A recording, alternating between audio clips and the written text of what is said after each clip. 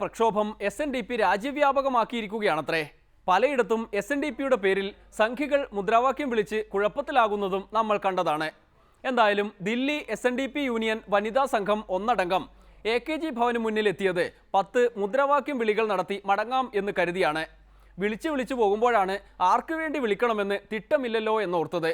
ആ തിട്ടമില്ലായ്മയിലേക്ക് കടക്കും മുമ്പ് മഞ്ഞയിൽ പിടിച്ചാണ് മുദ്രാവാക്യം വിളി ആരംഭിച്ചതും.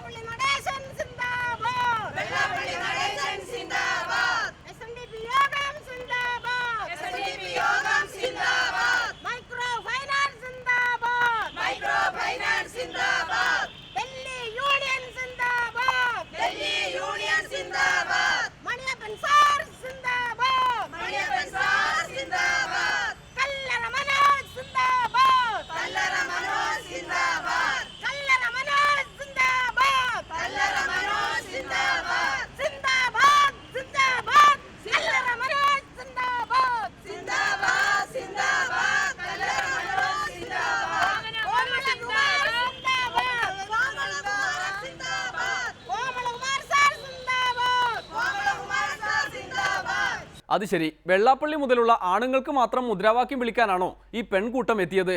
അപ്പോൾ സ്ത്രീകൾ ആരായി? സ്ത്രീകൾക്ക് കൂടി ഇരിക്കട്ടെ 2 മുദ്രാവാക്യം.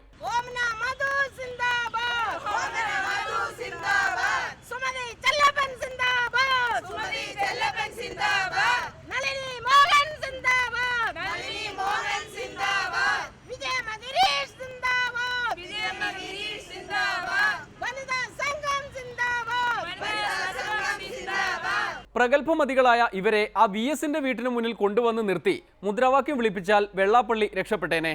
എന്തായാലും വെള്ളാപ്പള്ളിയെ അച്ഛനെ പോലെ കരുതുന്നവരാണ് എല്ലാവരും.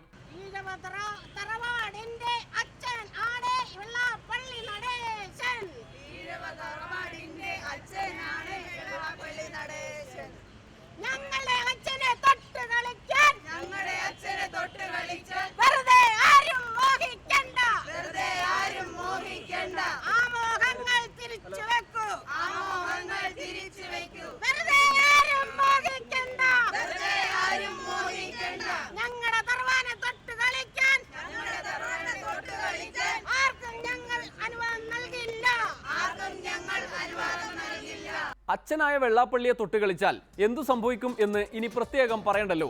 ഇമാതിരി മുദ്രാവാക്യം വിളികൾ സമീപദേശത്ത് നിന്ന് കേട്ടാൽ പോലും ശത്രുക്കൾ ഓടിപ്പോകാൻ സാധ്യതയുണ്ട്. മിക്കവാറും AKG ഭവനിൽ നിന്ന് മാത്രമല്ല, ദില്ലിയിൽ നിന്ന് ആകെ തന്നെ കേട്ടവർ ഓടിപ്പോയിട്ടുണ്ടാകും. ഇനിയും മുദ്രാവാക്യം വിളിച്ച് ഓടിച്ചു കളയും മുമ്പ് ഇന്നത്തേക്ക് വിടാം. നാളെ വീണ്ടും കാണും വരെ നന്ദി, നമസ്കാരം.